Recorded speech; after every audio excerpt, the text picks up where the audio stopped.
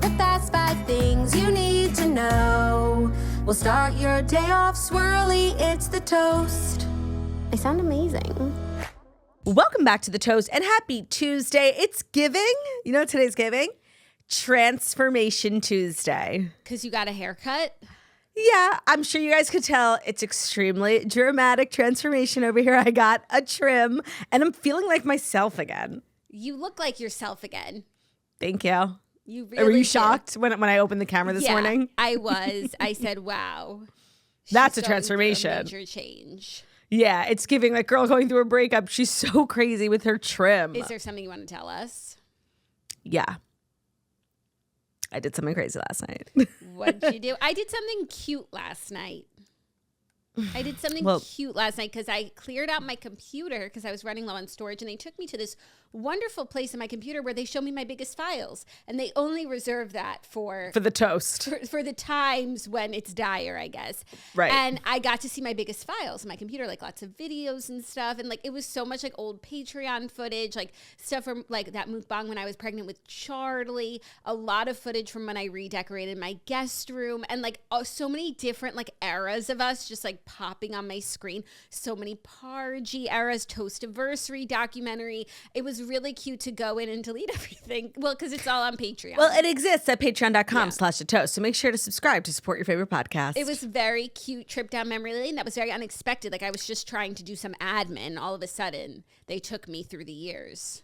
Well, my Mahjong game got canceled because like when you have literally 3 friends and one of them drops out, like you're just sort of up Schitt's Creek without a paddle. I think it's time for Siamese Mahjong.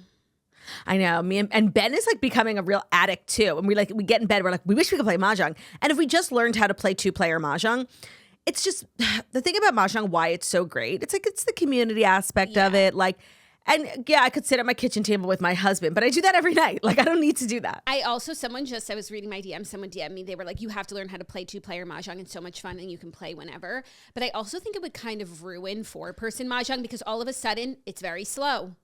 Yeah. And also, I think that the magic of Mahjong is that like it's hard to get a game together. So when you do, it's like everybody's so excited to be there. So yeah, I didn't get to play and Ben went to the Nick game. So I actually was so bored. I just fell asleep in the middle of the day. I just fell asleep once Ben left. And I don't want to put like any bad vibes out there, but I feel like Ben might be a curse to the Knicks. The first game he did not go to, they won. The second game he went to, they lost. He's 0 for 2. I had that experience as well. And if it keeps going that way, I'm going to need Jalen Brunson to step in and say, Ben, whoa. You can watch from outside. But don't you want them to lose like in your heart of hearts because then he'll like stay home and not be into the game anymore? Maybe I had a place in my life like I was like that genuinely that evil. But now like Ben loves the Knicks so much. And honestly, now I'm very much healed because whenever I think of the Knicks, like Ruby was born in the middle of the playoffs. So we were watching in the hospital for like the 2 weeks that we got home. We stayed up every night with like Ruby sleeping on my boob. Like I think so fondly of it. Like I can't believe that it's a playoffs again. That means my baby's almost won. Like I actually love the Knicks now. I never didn't like the Knicks. I just hated that like Ben, left. But now I like really love it. I actually like when Ben was at the game, like I watched because like I care. Oh. Yeah, I can learn. That's really sweet. And then also like Ruby's going to be a little Nick. Okay, like seriously, stop. I know. No. He's going to be a little Knicks fan. And he has like a Jalen Brunson jersey. He's the Brunson boy. And let me tell you, I was watching an interview. Jalen Brunson went on Caleb. Jalen Brunson can't fuck up. Like, no, but that's your boy's idol right there. My boy's, he is literally like the role model for all young men of New York City. I watched, he did Caleb. Presley? Yeah, where they like, do that funny sketch show. I don't know what the fuck it's called. Yeah. And they had him say, like, you're literally the king of New York. You could probably get a reservation at any restaurant in the entire city at the drop of a dime. So they call, I actually never even heard of this place, like the best, most elite steakhouse. Call as yourself, say, hey, it's Jalen Brunson. I want a table. Called? Like Kern Steakhouse or something. I had never even heard of it. They should have called the Polo Bar. Like, yeah, Kern. They should have called the Polo Bar because that really would have been impressive. They should have called Hillstone. Literally. That's so the he calls up reservation. And Caleb has like a script for him where he's like, bitch, you know who the fuck I am. But he like wouldn't do it. He was being so sweet. And they gave him the reservation. And like it was really inconvenient. You could tell the guy on the phone was like in hell. Like But how did actually in they hell. believe? Like anybody can call up then and say it's Jalen. Especially AI. You could say like, hi, I'm Jalen Brunson. The guy believed. And at first he was like, sorry, we're really busy. The Rangers are playing at the Garden tonight. And Jalen was like, yeah, it's Jalen Brunson. And they gave him a table for 7:30, but he was like, no, it needs to be 6. Which I guess is like right before the Ranger game. Needs to be 6. And the script was like making him say like, bitch, you better get me a table. And he wouldn't say any of it. He was being really sweet. And then he handed the phone to like that guy who sits in the corner eating ice cream, who like was his quote manager to like confirm the reservation. So yeah, I guess it could have been AI. Yeah, I feel like that just set up all restaurants. A bad precedent. Yeah. Like not to ruin the fun, but Yeah, right. Of your sketch. yeah. So a lot of pressure for Jalen Brunson to be a great role model for Ruber. I think he is kind of like Inherently meeting. good. No, he's like meeting the expectations that have been set for him by all young men of the New York tri-state area. Like, Good. it's so funny. Everybody wears their Knicks merch now. Like, we went to the park on Saturday, which was the first game, and Ben wore his hat. Everyone is wearing a hat, a jacket. Like, people in New York, like, they just live for the Knicks. And it's really sad because, like, the Knicks have never really been, aside for, like, that one team in, like, 92 that they always talk about, they've always never 92. been, like, an insanely amazing team. But in the last few years, they've been a really, really good team. So it's just, like, exciting for people here to have something, you know? Yeah. No, that's really great. Happy for Ben Lish. So yeah, Angelish. Ben Lish went out. I fell asleep and did nothing, watched nothing, read nothing. There was nothing on last night. We had the night off. Except there was an article to read. Oh, yeah. That's a story today. Big toxic workplace takedown of one Miss Alexandra Cooper. The hits kind start of coming and they don't stop coming. And you know It's crazy. what? I'm having sort of a change of heart in the sense that I thought her video was such a slay. But now sort of it's like, opened up. It's opened up this can of worms. I didn't know she had all this stuff that she was sitting on. So yeah, you only do that if you're sort of very innocent, not if you have things in which people can come at you for. I think also that's just like the position that somebody takes when they've had a relatively like conflictless career. Yeah, She sort of when they've sailed had an on easy by. time, yeah. Yeah, like you and I would never make a video like would that opening never myself start up. drama. Somebody would put together like a 10-part series of everything I've ever said that they didn't like. Like I have so much out there for people to like criticize. I would just never do that. And so this is just coming from a person who's like clearly never had a real, scandal. Yeah. Even though she did have the caller daddy thing, but she came out totally on top. She doesn't know what it's like to be like in that vulnerable position. So only like a crazy person would make that video and invite that hate, especially going up against such a beloved figure. Yeah, I guess I just didn't realize that like she had all of these things and that sentiment was starting to change for her and she shouldn't have like opened the floodgates. Yeah, because now people are going back and like hating on things that she did, but like you ate it up at the time, like the gluck, like you loved that. If you not ate you it specifically, up then I Yeah. love. No, I'm not. Yeah, I even know how finishing much you the love the sentence. gluck. If you ate it up then, shut the fuck up now. Yeah, that shit pisses me off. Yeah. Yeah. And it's like everything she's done has always had like a lot of visibility. From the moment they launched Call Her Daddy, like they had a lot of listeners and like it just sort of snowballed off from from there. there. So it's not like she ever did anything of these things like quietly and you missed it. Like you Correct. She did it and you saw it. And you loved it. Yeah. Everybody loves it. Did you just see that? I did. My The microphone studio's fell. breaking down. Okay. No, I just like was being really aggressive with the mic stand. Sorry. So since we're getting into the stories, maybe we should get into the stories. Yeah, let me just think like about anything else I want to share. Like have homework last night. Oh, No, we have Dear Toasters today. Delicious stir fry, a delicious stir fry. But every time I make stir fry, I'm like, I never want to make this meal again. It takes so long. Why? It's so messy. All the grease. My floors were slippery. Like the kids are slipping and sliding, and it was like really backbreaking. And Was it more of like an Asian stir fry or like a Mexican stir fry? Asian Like what was the stir fry, vibe? I would say, because it was soy sauce and sesame oil, and so I like. fucking love a fucking chicken stir fry. And I like, just want to say, like, it came out amazingly. Thank God. Because if it Yeah. didn't, I would have been really depressed because I slaved over that meal last night. And what's funny is I thought I was going to cook it Sunday night. So I sliced the chicken, marinated it, sliced peppers and onions, and put it in the fridge to cook Sunday night. And Sunday night I was just like, I don't want to cook. So it was all prepped and ready. And last night all I had to do was cook it. All I had to do was even cook it last night. But because I was making so much chicken, it just took, and I do everything in small batches because, they say. That is funny. They say if you put too much in the pan at once, it will steam the chicken instead of browning the chicken. I'm sure you've seen that on Ina. I actually haven't. Oh, you missed that one. So I was really putting in the work. I love stir fry. I love like any sort of like chicken with peppers and onions, like a fajita too. I love all different types of like global culinary takes on the traditional stir fry.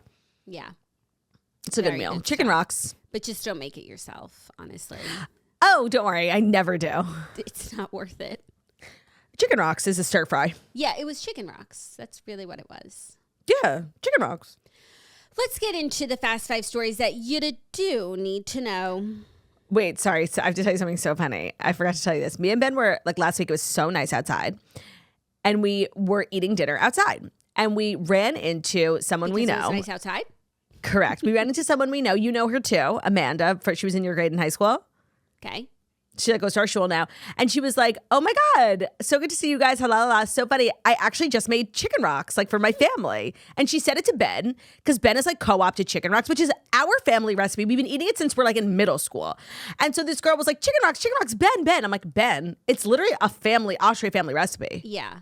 To hear somebody else be like, I made chicken rocks. I'm like, excuse me, that's from our childhood. But like, if not for Ben, chicken rocks would be a lost art in your household. Yeah, no, and he did globalize and like popularize the chicken And rock, he's preserving it. He also kind of appropriated it. Oh, for sure. Speaking of appropriation, are you seeing the drama with the Hallmark movie? I am, but like, Hallmark made a movie about mahjong and they like didn't put one singular Asian person in it, which is really bad. Like, and then they also did like a bunch of collabs with like mahjong companies, like not one of them owned by an Asian person. Like, it's giving Asian erasure.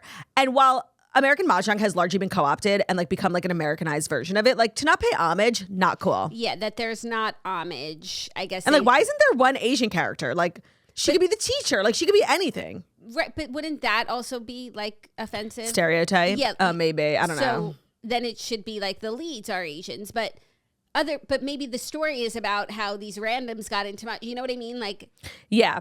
I just think they could have thrown something in there. I don't know. I think they're damned if they do and damned. I don't know really how they got out of this spot. They should have just scrapped the movie. But then it's like, okay, so we can't play mahjong anymore? Right now we're silencing mahjong. So we can't have movies about mahjong. I don't like, and I'm not saying that I don't even know anything. I'm just saying like, I don't know. Drama. Drums. Fast 5 stories that you do need to know. And the fast 5 stories that you do need to know are brought to you by Lululemon, which is perfect because I don't know if I've mentioned recently that I have been working out twice a week and I did a huge order from Lululemon. Actually, I wear Lululemon all the time. Like my leggings today are Lululemon. So just like even for, for athleisure, for just like chic wear, I'm always shopping at Lululemon. And they constantly are dropping new products. One in which I wore yesterday that I have to tell you gave me a whole new personality. So it's the Rulu Drapey Yoga Jogger. So it's made with Rulu, which is Lululemon's ultra soft 4-way stretch fabric that wicks sweat and keeps its shape wear after wear. The fit is loose and drapey with lots of room to breathe. I put them on after my workout. I like to work out in biker shorts, but it was so cold yesterday. And then I went to my haircut and like I went to lunch. I did a bunch of things and I was wearing these pants that like gave me a new personality. I've never worn pants like that before. First of all, they were so comfortable, but like very, very loose. Reminded me of why I used to love wearing gauchos. And I felt so cozy. It gave me like this new personality where I was just like that girl, I was wearing like baggy pants. It was sick. Also, shout out, they make the best sports bras if you're like a heavy-chested woman. They have lots of different sizes. I just want to say I love Lululemon for that reason alone. And they're just always dropping fabulous things like their new Easy 5 pant, the Steady State Super Loft. Here's the thing that you need to know. Lululemon does limited color runs. So when the new styles drop every Tuesday, they really usually go fast. You don't want to wait. If it's not for you, Lululemon offers free returns, zero risk. That's only when you shop at Lululemon.com or in store. The new drops are every Tuesday, so check it out now. Lululemon.com, Lulu lemon.com. New drops every Tuesday, limited colors, limited runs. Check it out now. Today's episode is also brought to you by Velvet Caviar. Velvet Caviar is a phone accessories brand that I'm obsessed with. Actually, my phone case today and my little sticky grippy. I'm like I'm so brand safe today. I'm like wearing all of our brands.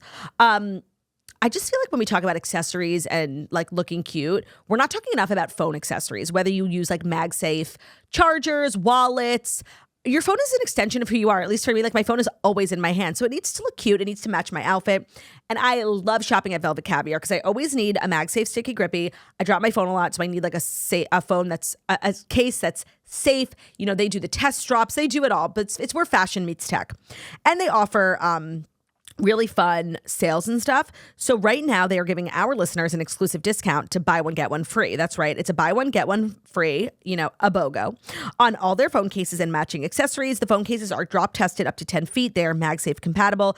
And they've got accessories like wallets, phone charms, grip rings. It's a female founded business. They're based in New York City and they've really changed the game with their pretty yet protective phone cases. For the next 24 hours, our listeners can buy one, get one free on all of Velvet Caviar's phone cases and the matching accessories with our code TOAST. That's velvetcaviar.com. Our code is TOAST at checkout. That's velvet, VELVET, caviar, CAVIAR.com. Our code is TOAST for the buy one, get one free on phone cases, accessories, and more. Today's episode is also brought to you by Fast Growing Trees. Did you know that Fast Growing Trees is America's largest and most trusted online nursery with thousands of trees and plants and over 2 million happy customers?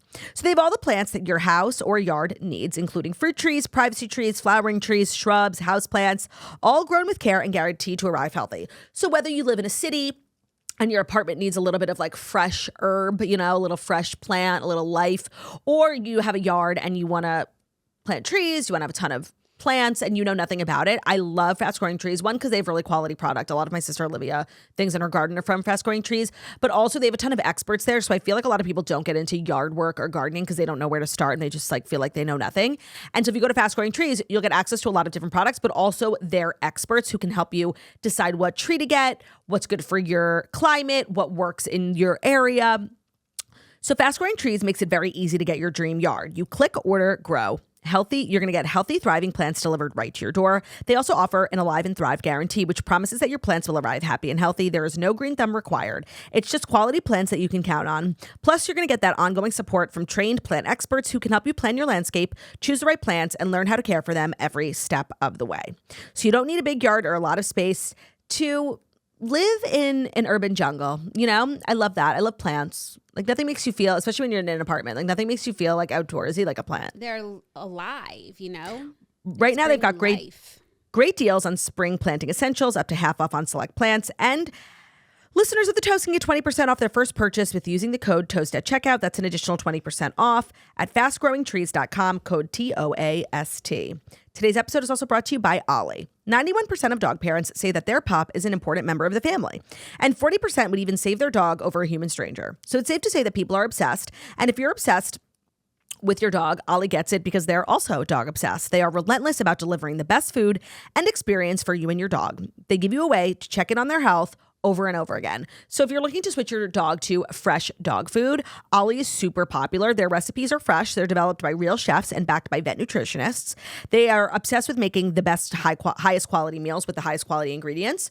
And the experience from beginning to end is really premium. From the moment you start your subscription, everything is tailored to your pup. The meals are perfectly portioned. You're getting a pup tainer.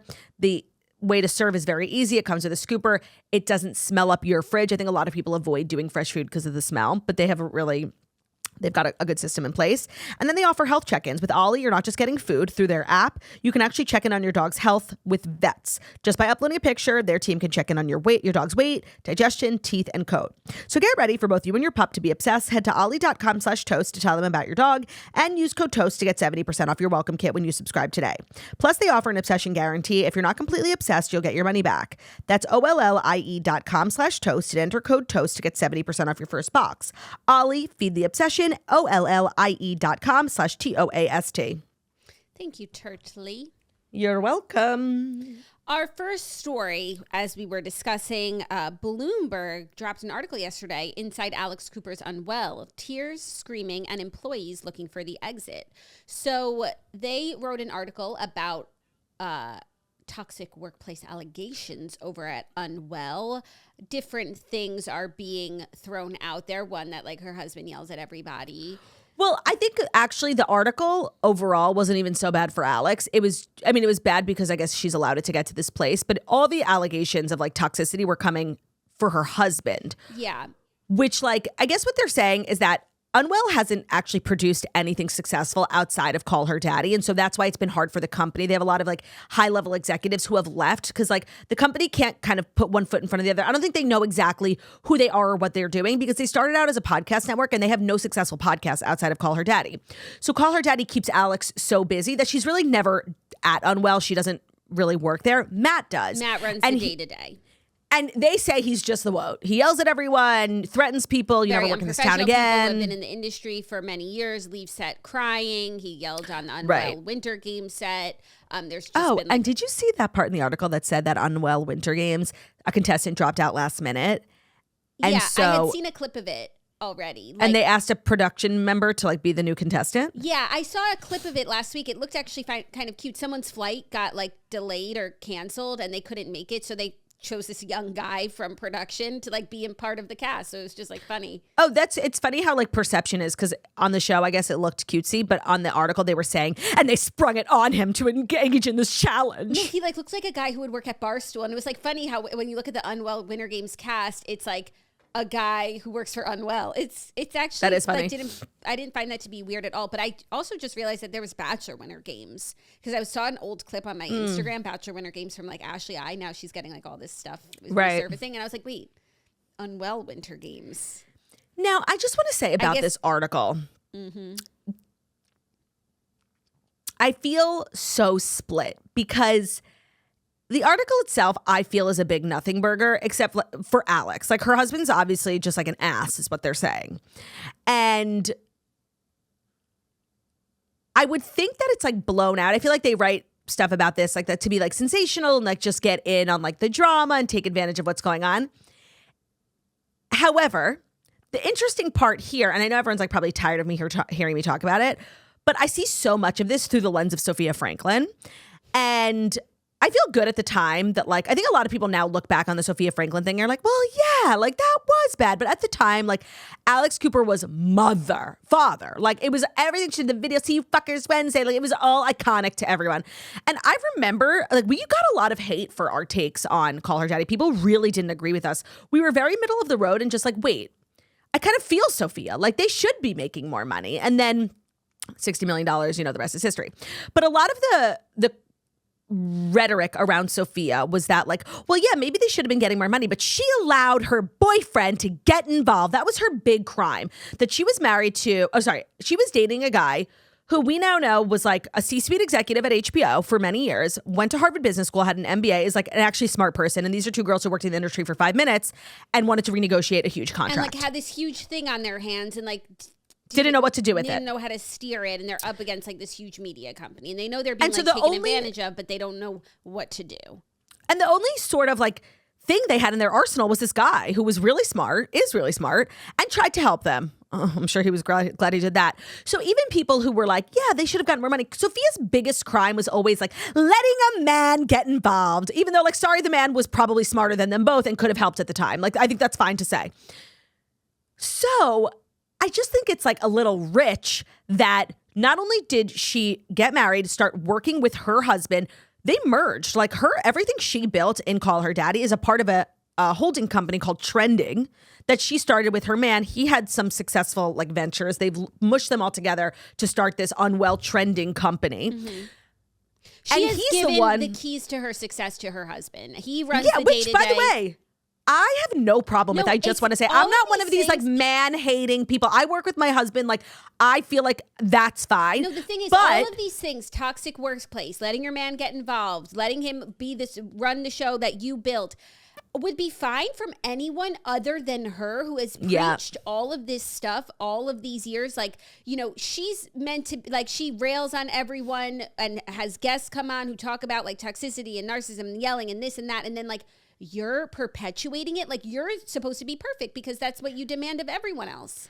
No, and like you literally ruined your best friend's life. And I guess her crime was asking her boyfriend for advice. Meanwhile, yeah, you've handed the keys to your kingdom over to your husband, which if anyone else were to do, like I would have no issue with. But I do find the irony quite rich. But she has like people who come on and talk about like being on reality TV and their producers were very toxic. And that's like the workplace that like she's creative right now. And like you're not allowed to do that because like you say one thing and do another thing. And I also feel like there's like two sides to the way that she runs her business. There's like when she's doing her show and she's like girls girl and safe space, smiley, happy, like, and then she like does these articles where she's just like, so like, I don't care if people like it, and it's like they're so different, and I feel like now it's like the image, it's just not adding up. And I feel like we've chalked it up to her changing lanes a lot of times, like, oh, she's going to try and be the reality go from TV girl Big boss Brother to more like Chris Harrison. Yeah, but it's also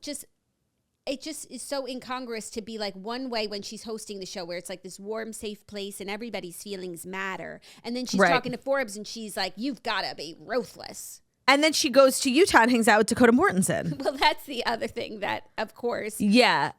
No, but I'm sorry. I read the article and all I thought about was Sophia, because the article is a sort of an indictment on her husband. It doesn't say that Alex herself does anything wrong. She's sort of absent from the company because the one thing the company has is Call Her Daddy, and that keeps her very busy. So she's sort of offloaded these 100 employees, 20 of which have left in the last year, which is like a significant percentage of the workforce. She's left it all to her husband, and he's sort of destroying her reputation. Yeah. When like this is crazy. When this is also all the sorts of things that she talks about all the time. And as far as what I've heard from actually a couple of people is that there's a big article coming about Unwell from Variety. They've been working for a while. This is not new. I guess the timing is just crazy. Variety's been working on an article of their own in this same vein. It didn't really seem that like this Bloomberg article, though, had any like firsthand accounts. They didn't have any anonymous sources even. It was just like giving vibes. And I also feel like it was what you just said. Like you saw the clip of the production person and you thought it was cute. So they just sort of told it from a different angle. No, they just put all the things that have happened in the last 5 years in one article, which when you look at it all together, yeah, like the 3 serious shows that launched that didn't even last a year. Right. Just like all of this, I guess, flops. Yeah. But putting them together when I feel like she's done a really good job and as you should do in business of like obfuscating that thing, moving forward, making the brand seem like amazing. And it's like, actually, it's kind smoke and of mirrors. smoke and mirrors. But the smoke and mirrors. But that's what everyone does, by the way. Yeah. They make these like fake companies that are fake and fake and fake until they actually aren't. And then they end up doing quite well. But that's so internet. Everybody is like always making their companies, their brands, everything seems so legitimate when it's like a podcast with 3 listeners, Yeah. And I think the difference for her is like because she's gotten so much money from her podcast deals, she can put so much money into Unwell. So the smoke and mirrors are very expensive smoke and expensive mirrors. And like there is they bought themselves a company there. Other people, they don't have that capital to just keep funneling it into the business. But like between $60 million from Spotify and like 100-ish from Sirius, like that's a lot of money to like, build a company and then get the things that make it successful. And I do wonder why that was her angle. Like, I think she is kind of obsessed with being like girl boss, because why isn't like hosting a very, very, very successful podcast? Why isn't that enough? Like, why do you have to start a whole company with events and products and merch and shows? Like, why don't you just be the Call Her Daddy girl? Like, that's huge. I don't know. I that part I just can't relate to. I feel like that was like more her husband like wanting to be a part of it, being like, and we could start a company. Yeah, and like we have to monetize the audience. The 60 mil, the 100 mil. That's all funneling this company. Like, why? That could have just been yours. Like, and you could have bought more houses and went on vacation. Like, lived on that forever, and you would get the Sirius deal is like how many years, and then there'll be another deal. The Sirius XM deal is outsized, and that's most likely not what she's taking home because it's all these promises of the shows. Remember, she launched 3 radio shows and then 4 more podcasts. So she owes Sirius XM X amount of downloads per month that she's just not hitting. Her show was very successful, but it was blown up because of all these shows she was gonna produce for them. Half of them have been canceled and the other half are just like getting by on fumes. Yeah, there's not like a big hit there, but she'll still make a lot of money. Of course. Like, why? If that was me, like I would just be that. Like, I get to interview anyone I've ever wanted to interview, like can come on my show and I'm making a shit ton of money. Like, who wants all this stuff? Yeah. I don't know if that's driven like by her maybe also wanting to eventually exit podcasting. Yeah. Some people don't want to podcast forever. They want to like if you podcast forever, like that's every week you have to work. It's not mailbox money. Like, right. Maybe you want to set something up so that you can sort of become a behind the scenes person and not have to work so hard. I do feel like maybe that's what she wants, is not to podcast forever. That's not everyone's dream. Oh my God, couldn't be me. I know, but people are different. No, you're right. You're right. Sort of like retire into like an investor. Yeah, and be like a CEO, behind the scenes, like still do your show or whatever. Like, but Bill Simmons, like he has plenty of shows. Right. He's gone. He could be gone. I don't know if he still does his show. But no, I think he does his show. But that's the point. Right. It does not all. Like, that's the thing. The Ringer Unwell, lives beyond him. The Ringer started with Bill Simmons and then eventually became this big thing. Call Her Daddy was supposed to turn into this big thing where like Call Her Daddy is 1 in a million of the successful things that the show does. But it didn't happen that way. And so now it's just, I bet that Unwell is just sort of this like thorn in her side. No, I don't even, it's not just her side, it's her whole body. Well, of course, and these like employees that she has to manage, and it's like, you're being mean to me. Like, who wants that? Yeah. I don't know. It's interesting that it's just all turning. It's also weird to me. Fickle. It's happening so quickly. And I do think by the time it sort of settles for her, Sophia will be releasing her book. Like, I just think and Alex will be shows coming out. Yeah, it's going to be a bad year, actually. Oh, I feel bad. I don't know. I don't know if any of this will actually like touch her, Right. And what's today? Tuesday. So like, is the show still coming out? Because like the show's not about her. So, and it's all pre-recorded like weeks in advance. Yeah.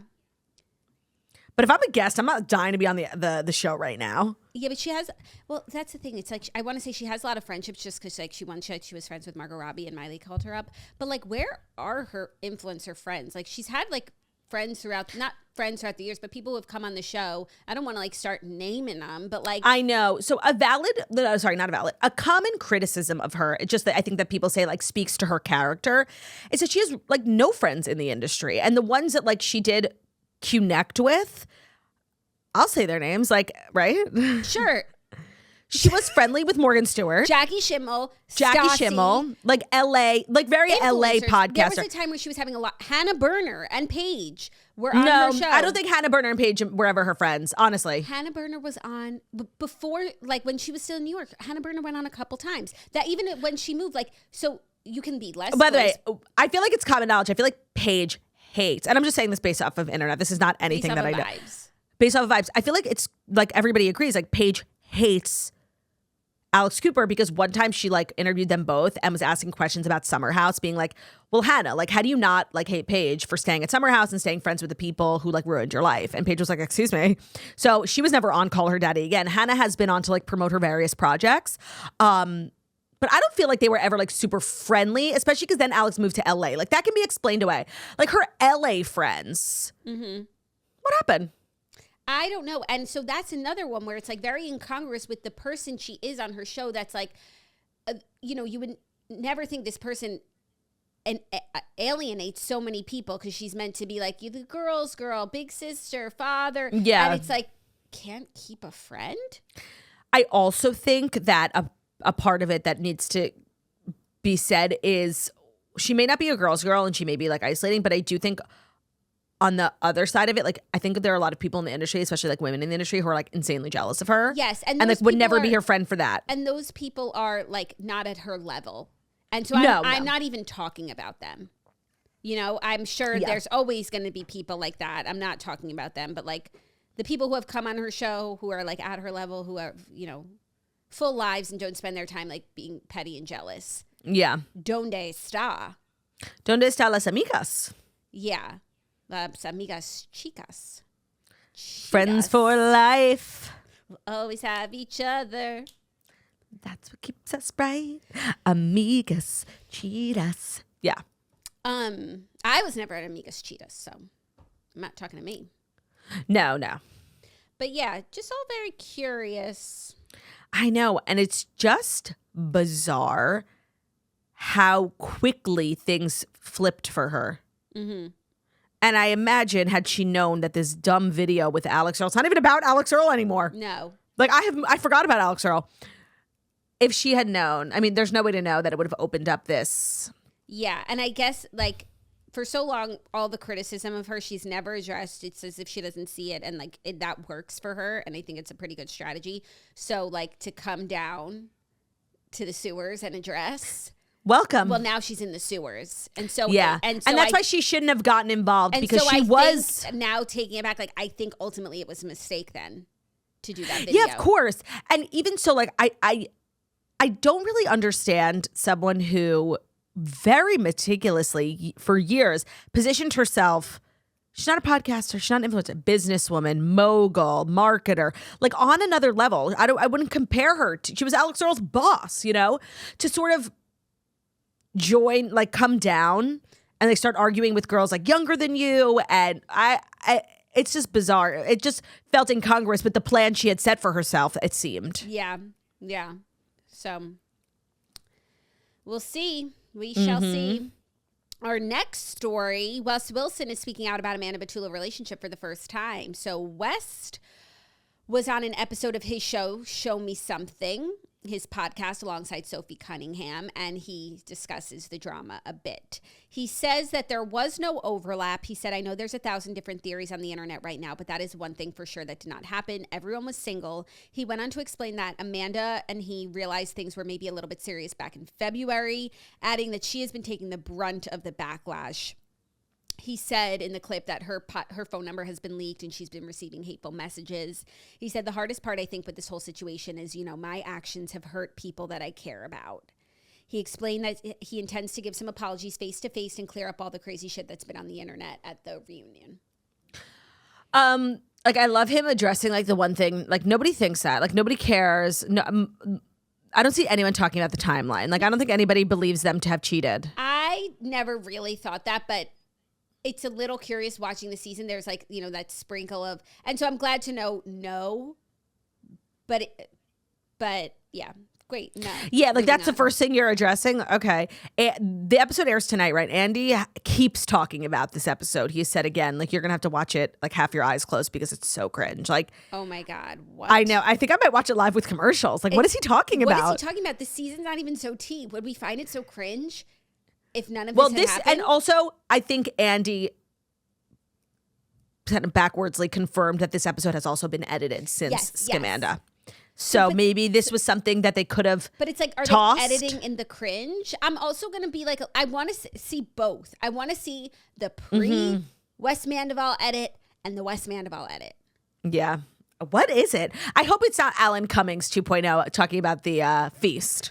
Yeah, but as for West, of course, people always go to extremes, like, you know, the kill yourself. My God. 1% of the situation that's like, not a lot of people feel that way. Most people aren't sending her text messages or death threats. And Amanda is taking the brunt of the hate, but her crime is worse. Yeah, it's true.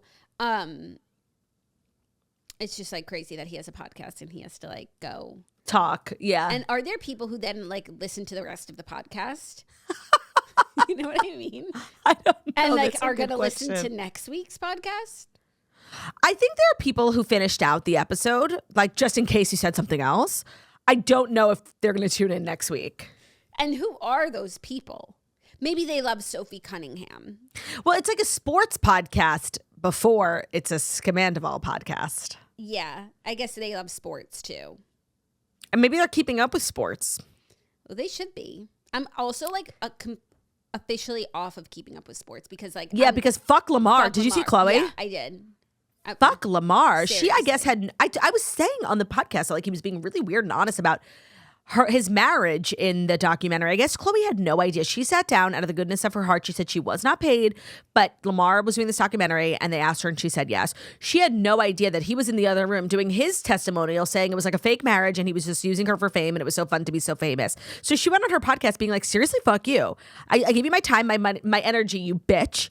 And you're just over there talking shit about me? Yeah. She had no idea what he was saying in the documentary. And I agree. I thought it was weird. So I don't want Keeping Up with Sports to come out anymore, which means it's coming out tomorrow now. And yeah. Maybe like, you know who needs a podcast? Like Caitlin and Scott.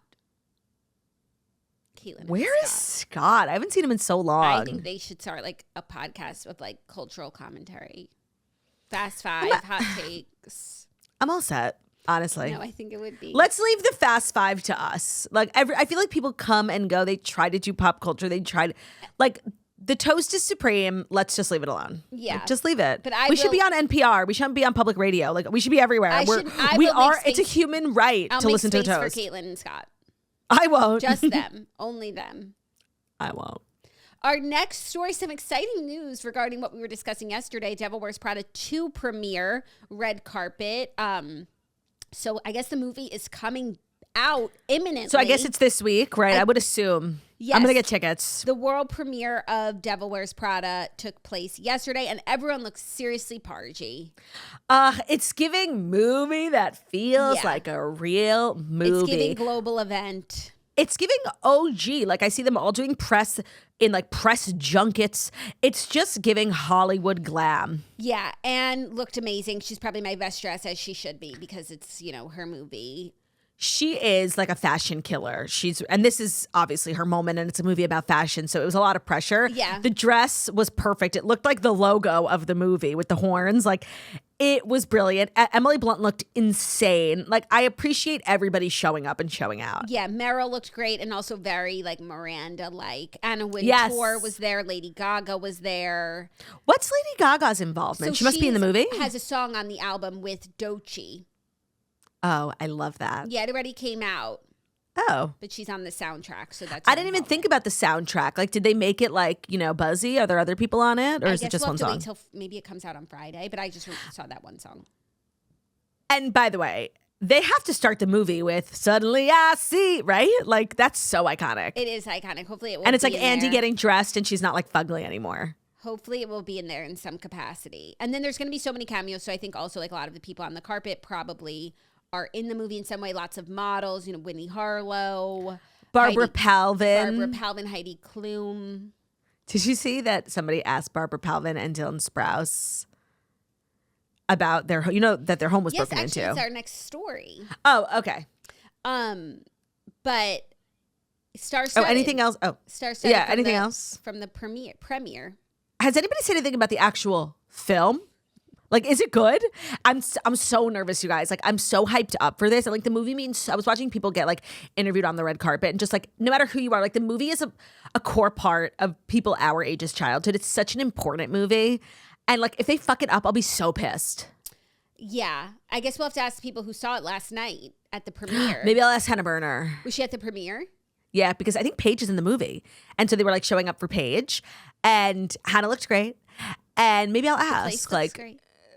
She always does. She always does. Thank you. And also, do you feel like Paige was wearing the same dress as her dress was Anne Hathaway? Very similar to Anne Hathaway. I guess it's like, the fresh new silhouette. And it's the silhouette of the moment. It's a silhouette of the moment, and that's a major slay.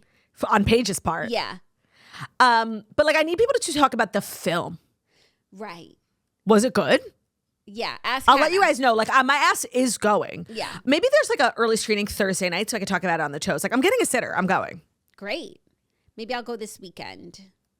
Yes, maybe your husband could finally use the gift I got for him for Secret Santa the year before last, which was an annual movie pass. He gets 2 tickets a month, and he hasn't used any of them. But it was 1 year. It was a 1 year. It's okay. It's like okay. $100 down the drain. I'll pay for the movie ticket. Oh, you're treating? Big spender. Our next story, aforementioned, Dylan Sprouse gives a surprising reaction to tackling the home invader at his Hollywood Hills home with Barbara Palvin. So, big story that actually just didn't make it this week because so far it's been a crazy week. But Dylan Sprouse and Barbara Palvin's Hollywood Hills, California home was burglarized, or at least attempted to, as a home invader tried to break into their estate. And Dylan tackled him and held him at gunpoint before the police arrived. This is so hot. Like, this is so hot. To me, he's always been the superior twin. Not to, like, put twin against twin, but, like, Cole would never do this. No. And I'm sorry, like, a man defending his home, his wife is inside. With his own body and physical self. It's so sickeningly hot. Like, I just love this. I love this. So he was asked and he tackled the guy and he called the police. And like, it was Dylan's gun. He's a gun owner. He's a gun owner. Nicely Which done. I feel like is crazy for LA. I feel like you can have a firearm. It's probably just that you have to jump through a lot of hoops. No, I feel like actually a lot of people in LA have guns because of the coyotes. Yeah, but you can own one, but it's not like they probably don't. It's not congruous with a Hollywood star. Yeah.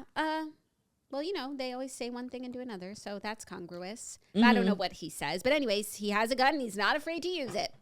Anyway, he said, I thought it was pretty funny. When the interviewer asked if it was too soon to joke about it, he replied, this is actually to my detriment. I'm really not a too soon guy in general. We're laughing at things the moment they happen. He said, you have to have some levity in life. And thankfully, no one was hurt and there was no more violence than what happened. And so it's all okay. That's like a really nutty response. I also saw somebody ask him about it and he didn't answer. He just went like this. Like doing fake karate. I love them. I think they're one of the best couples in Hollywood. They're so underrated. But I think it's so exciting that they caught the guy because, had this guy burglarized homes before? Maybe he's Dory Kemsley's. Right, does he run in a network of burglaries? Can you go to his house and, find her Birkin? Crack the case wide open. I think this is really major. They never find people who do burglaries. No, maybe they're going to go to his house and find, the jewelry that Kyle Richards' mother gave to her. Right. So I hope that, police are, digging a little deeper. Taking this seriously. I don't know why I feel like they're not. I feel like they're No. just going to let him go. And all of Dylan's hard work, for nothing. But Dylan just to doesn't release even him. seem like he's so, he's not and lock him up and it's throw a away the traumatic key. moment. Maybe he's working through it, Yeah. He's in shock. Yeah, they said Barbara said they're dealing with the trauma with jokes and fun and all of that. Ugh, I love Babs and Dill. Yeah, very cute. They're such an underrated couple. They are, but that's what keeps them great. I agree. Stay under the radar. Yeah, when we remember, we're pleased. There's not a lot of pressure on them. They're just good. Love. It's all love. It's all good. You get too big and people start to hate. Lots of pressure, too, to stay together. I believe that's what happened to Paige and Craig. It was a part of it, I think, honestly. I think people loved them too much. I remember when Craig came on the show and they had just started dating, we were like, you can never break up. Yeah, that's a lot of pressure. That's a lot. But do you in addition to them genuinely being incompatible towards the end, I think that was a part of it. But do you think that sometimes that keeps you together a little bit? So many people love us and believe in us. I should love us and believe in us too. No, I think more often than not, it has an adverse effect. Then you start to hate the thing that everybody loves. Interesting.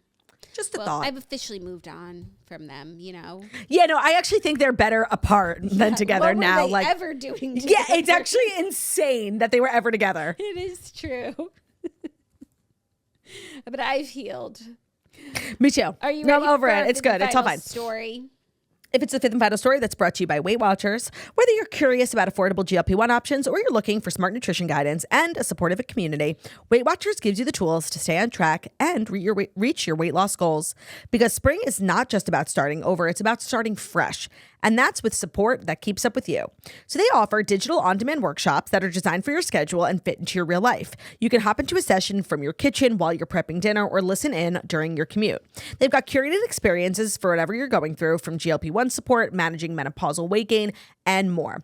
I love Weight Watchers because while it's not exclusively for women, they have so many great programs for women. So yeah, whether you're dealing with menopausal weight gain, postpartum, breastfeeding, they have a nursing plan that you can go on. I love that they just understand the different cycles of womanhood and how that does have an effect on your weight. And I love that they've leaned into GLP-1s. You can do Weight Watchers with a GLP-1 or without. I've done it both. I think it's just a great program.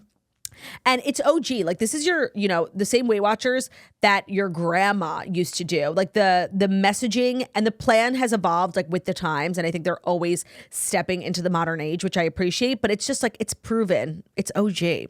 Stop the guesswork and start something that works. Join Weight Watchers Core Plus program for the ultimate weight loss support and better results. Go to WeightWatchers.com/toast to get a special offer for our listeners. That's WeightWatchers.com/TOAST to get access to that special offer. Today's episode is brought to you by ASPCA Pet Health Insurance. Here's a quick message from our sponsor. If you've ever found yourself awake at 2 a.m., phone in hand, Googling things like, is this normal for dogs? Do I need to call the vet? You're not alone. Those moments of panic come with pet ownership. And they're exactly why ASPCA Pet Health Insurance exists. It helps take the financial question out of the equation. So when something feels off, you can focus on getting your pet the care that they need instead of stressing over the cost. If you've never owned a pet, you know they run on their own logic. Jump first, think later, ask questions, never. So when you enroll in an ASPCA pet health insurance plan, you could get a $25 Amazon gift card. It's a little treat for you while you're doing something great and responsible for your pet. So an ASPCA pet health insurance program offers customizable accident and illness plans, making it easier to get your pet the care that they may need. It's been around for almost 20 years. It has covered nearly 1 million pets in that time. You can tailor your plan to fit your budget, your lifestyle, and your pet's particular quirks. And because big vet bills never show up when it's convenient. Oh my God, excuse me. To explore coverage, visit aspcapetinsurance.com/toast. That's aspcapetinsurance.com/TOAST. Eligibility restrictions apply. Visit aspcapetinsurance.com/Amazon terms for more information on the Amazon gift card, and this is a paid advertisement. Insurance is underwritten by either Independence American Insurance Company or United States Fire Insurance Company and produced by PTZ Insurance Agency Limited. The ASPCA is not an insurer and is not engaged in the business of insurance. Today's episode is also brought to you by Boll & Branch. Have you ever noticed that your sheets slip off the corners lately, or maybe your pillows just don't feel supportive anymore? Most people actually keep their bedding way longer than they should. It slowly wears down over time, and you don't realize how much it might be affecting your sleep until you finally replace it.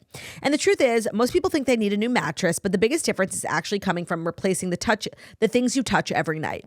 So that's why we highly recommend upgrading your bed with Boll & Branch. They make everything that your bed needs. Their signature organic cotton sheets, pillows, blankets, comforters, they are all designed with breathable, incredibly soft, and get better over time. Most people start with the signature sheet collection, which is actually what I have on both beds in my house. A lot of customers buy 2 sets so they can rotate them. They also have the waffle blanket, which is just such an aesthetic parchy throw blanket that's so cozy and lightweight. It's just a really way to upgrade your sleep super fast. I love Boll & Branch. I think they make such good sheets. The signature sheet set is what's most popular. They come in a ton of different colors, ton of different sizes, whatever size bed you have. It's beloved. It's been around. People just love it. And for a reason, I sleep on it every night. I think it's amazing. Discover a softness beyond your wildest dreams with Boll & Branch and get 15% off your first set of sheets plus free shipping and returns at bollandbranch.com/toast. That's BOLLAND branch.com/toast to take 15% off. Exclusions do apply. Today's episode is also brought to you by ZBiotics, a pre-alcohol probiotic. So your first drink of the night for a better tomorrow is ZBiotics. It's engineered by a team of PhD microbiologists. Pre-alcohol is a probiotic drink that breaks down the byproduct of alcohol, which is responsible for those rough days after drinking. So how it works is that you'll drink pre-alcohol from ZBiotics. For best results, make pre-alcohol your first drink of the night. Then drink responsibly, pace yourself, hydrate, get a good night's sleep. And then 3, you'll enjoy tomorrow. You'll wake up feeling refreshed and ready to take on the day. So I, as a social person, but also a woman in business and a mother, like I cannot be feeling like crapola the next day. It's just not an option for me anymore. But I love a cocktail. I love going out. I love socializing. I love being seen, you know, and I don't feel like I should have to give that up. And thanks to ZBiotics, I don't. So if you're focusing on a small shift this year to make a huge difference, highly recommend checking out ZBiotics pre-alcohol. It's a very small step for a better tomorrow. It's the world's first genetically engineered probiotic. It was invented by PhD scientists. It tackles that rough morning after drinking. It's a buildup of this byproduct, not dehydration, that's usually to blame for the rough days after drinking. So I love being proactive, not reactive. And that's what's so great about ZBiotics. So remember to head to zbiotics.com/toast and use our code TOAST at checkout for 15% off. That's zbiotics.com/toast and code TOAST, TOAST, at checkout for 15% off. You'll thank me tomorrow. You really will. Thank you, Turt Biotics. You're welcome, Jert Biotics. Our 5th and final story, new book news. Nara Smith has announced that she is writing a cookbook. It is called Homemade and will feature a lot of her viral recipes with everything from scratch. So the cover is sickening. It's like very high fashion. Yeah, she's like a dress and a table. And it, like obviously she cooks online, so like a cookbook is a natural next step. But I thought the whole thing is that like her recipes are like highly inaccessible and unrelatable, and she like makes her own lotion. Yeah, it will be interesting to see like what she actually puts in the book. And also I would love to know like how she got to this level of expert cook, because as I watch her videos over the years, I just assume she's looking everything up and just like making it like for shits and giggles. and not everything is like part of her actual personal recipe. So I hope the book like gets a little personal in terms of like sharing, you know, what she makes. I know she's also going to share some recipes from her childhood growing up in Germany. So I was watching stuff from the Devil Wears Prada premiere, and they had this little girl. You know that little girl who like does red carpet interviews, and she's like sassy? Yeah. She was asking everyone, like, what's the line from Devil Wears Prada that you quote the most? And there were like a couple of key, everyone was like saying, gird your loins. Everyone was saying, by all means, move at a glacial pace. You know how that thrills me. And then they were asking like lots of celebrities, and Nara was like, oh, I don't know. Like, yeah, it was like kind of a bad answer. And everyone's like, wait, how do you not know? Like, you're at the premiere, first of all. And second of all, like, do you not know the movie? Yeah. So there's just something like inherently like cold and like distant about her. And I feel like, yeah. And I feel like a cookbook is so like warm, inviting, friends, family, dinner party. So I could see this book being really successful because the cover is really pretty and it being more of like an aesthetic coffee table book than an actual practical application of policy. Yeah, but I'm expecting it to be practical, like things that you can actually make. And I think the point is, I mean, she definitely makes them extravagant on her Instagram, but like some things, it's not as hard as you think to make it homemade or make it from scratch. And there's so much reward in that. So I hope the book just goes a little deeper. And I'm actually surprised that she's doing a cookbook because I feel like as much as her content is about cooking, like it's like not. It's not. It's about like fashion. Yeah, and it's like irony and it's like satire and right. I don't know what it is, honestly. Yeah, and I feel like this is very obvious for a person who cooks on the internet, but not obvious for her. I know. And so I would have expected more a memoir first. I'm curious what the tone of the inside of the book will be, and I think there's a lot of potential for it to be really great and educational and fabulous. But I think she's got to dig like a little deeper. You know, people don't just let people into their homes like because we like your videos. It's true. It's true. To get that like next step is crucial. Yeah, and like she doesn't always share her recipes. So have people made her recipes before? Is her food good? We don't know. No clue. That's what I mean. Like, you know, I feel like the type of stuff that does really well is like 30-minute meals, family dinners, like things that are actually practical for everyday life. And I wouldn't say that anything that she does is practical or relatable. And that's why she's been so successful in terms of the internet, like virality. But a cookbook, I don't know, this kind of makes like no sense. No, I think that it does. The way that she does it is not practical and relatable, like being in high fashion, but that's just like pargy. But I think people like the idea of making things from scratch. Like, and once you've done it, you're like, you know what? It's not as hard as I thought it would be. And it's so rewarding. So I think a cookbook of everything from scratch, I actually don't own one. I would like one, but we need to know a little bit more like about, and that's how I felt about Meghan Markle too. Like, when did you learn how to cook? Why did you learn how to cook? Like, how did you learn how to cook from scratch, Nara Smith? Like, where did you learn these? Did you grow up with them? Like, I just want to know more about the person that I'm like now making their food. Cause you know, food is so personal. It's more personal than comedy. So but I also say, I think there's a lot of potential in terms of like actually the content. Right. And so far the cover, the title, what do you think of the title? Homemade? Yeah. It's good. Is that what you would have done for her? Like, is there not a book called that already? I don't know. And there's not even like a subtitle. No, a lot of people I feel like on the internet do like their catchphrase. Yeah. What's hers?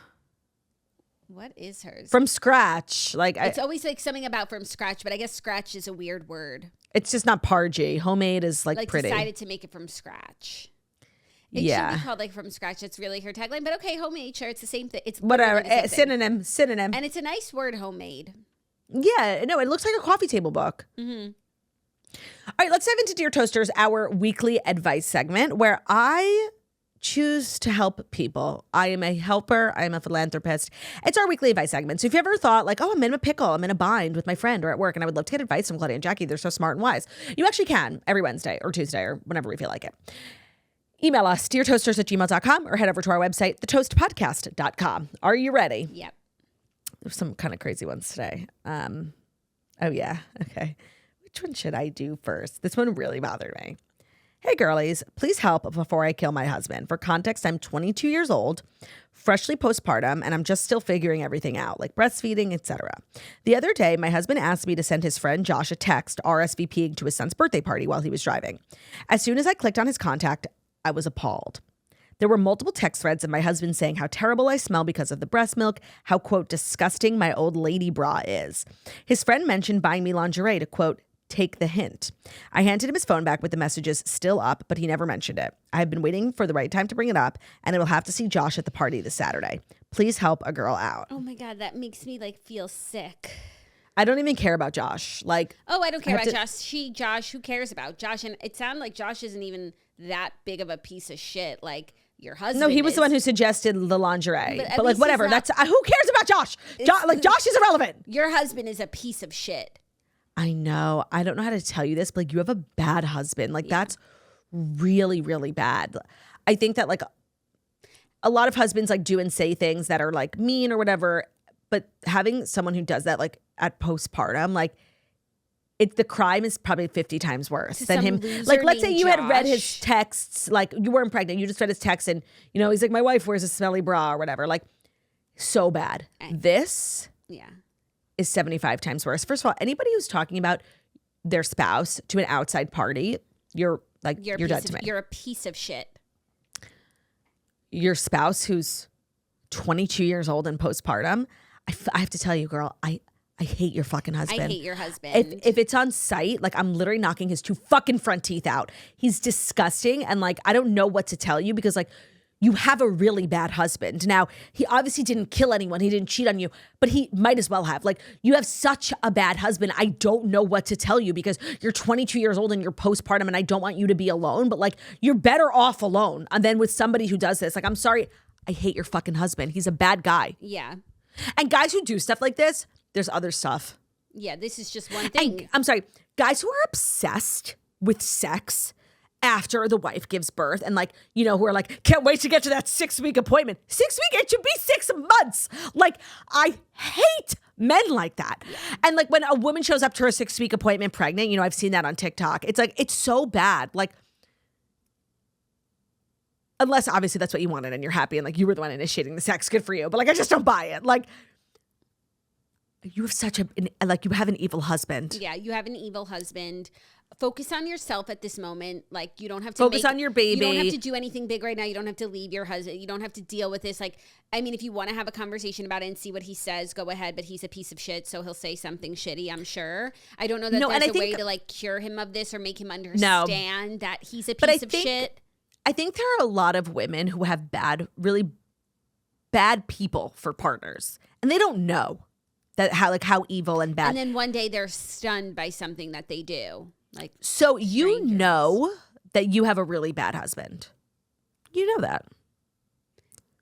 Do with that information what you will. I don't know what kind of person you are, like how much you can compartmentalize, how much you can like, would you rather be alone? Put up with? I don't really know. So you know yourself, focus on the people around you who do love you, family, friends, ignore him. He's a piece of shit, and just focus on your baby right now. And all will be clear in time, but you don't have to make any big decisions. But you know, it's good to know who people are. Yeah, knowledge is truly power. That's how, like, you're right. Some women have no idea and they get so blindsided, like, years down the road being like, but we were so happy. Oh, really? Your husband was evil the whole time. Yeah. So, yeah, you don't have to do anything yet, especially your postpartum. And, like, if you want to, like, give him a shot, like, yeah, sure, talk it out. Sure. Maybe you're both really young. Maybe. But how a man treats you when you're, like, sick, when you're postpartum, like, just really speaks volumes about the person that he is. Yeah. Unfortunately for you. Talk to some loser named Josh about it. Like, it's okay. This next 2 one's crimes. Like, one, that he even thinks that way about you when you've just given birth. Not like that you're 2, that he said it out loud. 2, that he said it to some random fucking loser. And then 3, Josh. Yeah. Josh. All right, are you ready for our next one? Totally different. Hi, guys. I am an everyday Salt Lake City listener here with a crazy situation. Long story short, my brother got into a motorcycle accident and has been in a coma since July of 2025. He's been transferred to many different hospitals at this point. And at one of them, a nurse on staff started taking a liking to my brother. Keep in mind, he was never her patient. He's now at a hospital that she does not work at, but she drives the hour or so commute and visits him alone very often. She visits him on her days off, touches him, cries over him, pokes and prods him, and explains that the second she passed his room and saw him, again, he was not her patient, they had a special connection. I know my brother would hate her. She is also like, quote, happily married. The problem is my dad likes her. He thinks this behavior is normal. Everyone else thinks it's absolutely insane and inappropriate, and we really don't know what to do. Love you guys. Signed, a toaster in disbelief. That's fucking crazy. And it doesn't even matter if your dad is into it, like whether he is. This is documentary fodder. Yeah, she needs to. She's got to go. Like, why is she even on the visitors list? Right. Well, I do think you can just like waltz into. It's not like jail, like where you have to be on a certain list. But you can't just walk into someone's hospital room. I actually think you can. At the desk, you check in. You say, "I'm here to see so and so." Yeah. But I think you can just like visit like a friend. Like you could just go. Oh, of course, but they have to like approve you. I guess it's no. hard when the I person's don't in think a that they coma. do. I think that they do. It's not prison. There's not like an approved list. I think you could tell the hospital like this person can't come because everybody has to be checked in, ID, everything. Yeah, she's checking in. She's not flying under the radar. If you say this person can't come.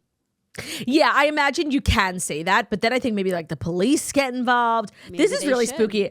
I do think like you shouldn't let this go. This woman's obviously mentally fucking ill. Yeah, and like this is and sorry to your dad, but it's too bad. And I'm sure for your dad, like he loves his son and someone loves his son, but like she never even met him. Like, no, Jackie, this is giving like truly crazy, like so delusional. This is like so far beyond us. Like you need to speak to the authorities, doctors, yeah. and like people who know about this world to know that like this is not okay. It's kind of giving like a grift, right? I don't know what her angle is. She's either like crazy and actually like thinks that this person's talking to her, in which case she's probably like schizophrenic and needs like help, or this is like a con, right? Like you get close to a family, you need money, like something like she's that. She's marrying him and he's in a coma. Right. And then she's pulling the plug. Yeah, like and she gets the fortune. Yeah, this actually could be quite dangerous. Obviously, we've seen way too many episodes of Law and Order, but like I would. Actually, and especially if everybody's on your side, like get her away. Part of this is normal or cute or sweet. Like no, where is your brother's wife? He's married? Maybe she's just like yeah. And, no, sorry. Married. She's married. Okay, yeah. So you and your mom and the aunties, like you guys need to get this girl out. A classic. Your dad is like obsessed with her. Like men are so stupid. Like think she's pretty. He's getting like taken for a ride by this random nurse. You saying your brother would hate her. Imagine he wakes up from his coma and like she's there and she's like, he's like, where's Catherine? No, she's like, I'm your girlfriend, and he like doesn't remember, so he thinks that like this person's his girlfriend. This is literally what Edie did to Mike in Desperate Housewives when he got into a coma and like lost his memory. They fucking knew each other before. Yeah. Oh, funny. Okay. Third and final. I'm sorry.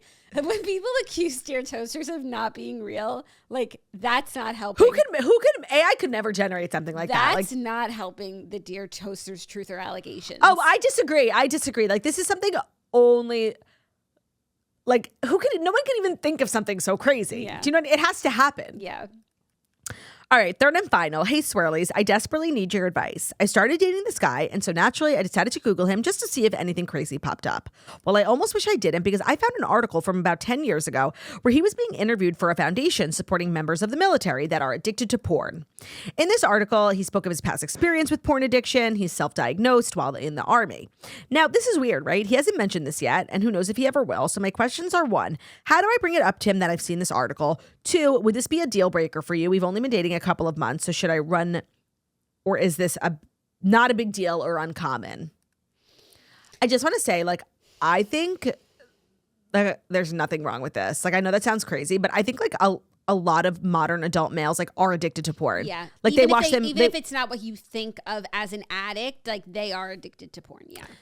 I actually, a submission that I didn't choose was like, I saw this guy watching porn on an airplane. Like, I think that like the modern access to porn is a real addiction. So somebody who can acknowledge that and then like seek help and not be embarrassed of it. I don't know. It kind of speaks to his character. I just want to say like, yeah, we could be judgmental. Like, ew, you are addicted to porn. But I think that like a lot of young adult males like are addicted to porn and they don't even know it, and it makes them crazy, and it's like screen time for adults. Like, it's insane. So I don't know. I think it kind of speaks like people who can grow. I don't know. I kind of like obviously it's not like the sexiest It's thing not ever, but it's workable.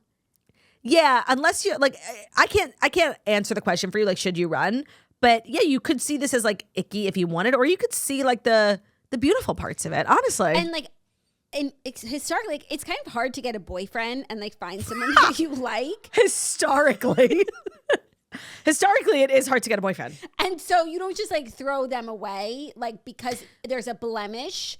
That's why I hate ick culture, because you throw away like good human beings for like dumb things. Meanwhile, like they cheat on you and that's not an ick. And so like I think things are always going to come up, blemishes. People are human beings. They've lived entire Right. lives like before they ever met you. And then you have to like see if that's something that you can live with or that's just too far for you. And I don't think that this is. I don't.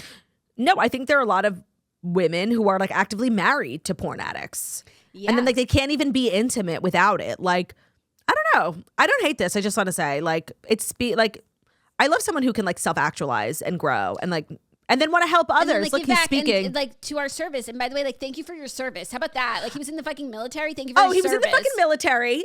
And this article's from 10 years ago. So like maybe he was even in Iraq, you know? And there's so much going on and he's working on himself. And others. I think that's beautiful. I have no problem with this. I just want to say. And now I'm thinking about it, like I'm sure porn is an issue in the military. Of course, there's I not never- a girl in sight. I never thought you know, about there are like, No, but I mean, your like romantic partner's partners. not there. Yeah. You're I never thought about it.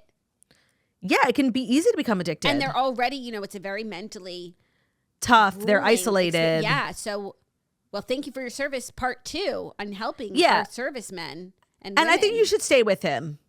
I Like think if you so, don't too. like him, sure. But like it sounds like you do. And like this is throwing a wrench in your plans. And I think it's fine. I think it's fine, and I think it's fine. I think you're fine. Like, Yeah. oh, and as far as do you bring it up? No. You don't want to look at it. Let him. Yeah, and it's obviously a sensitive subject. You wrote in about it. We can acknowledge it's sensitive. So in his time. In his And at time. least It's this only way, been, you you're said 4 or 5 prepped. months. If he just like told you and you didn't know it, how would you react? Probably like not good. So at least now you can react as like the supportive partner that you want to be. Yeah, wife material. You can Because it's react hard as to a- get a guy. You can react, Historically. Historically, it's hard to get a guy. Historically. So you don't just throw one away. You think about it first. I agree. Especially when he was in the military. He's obviously in like tip-top shape. Oh, yeah.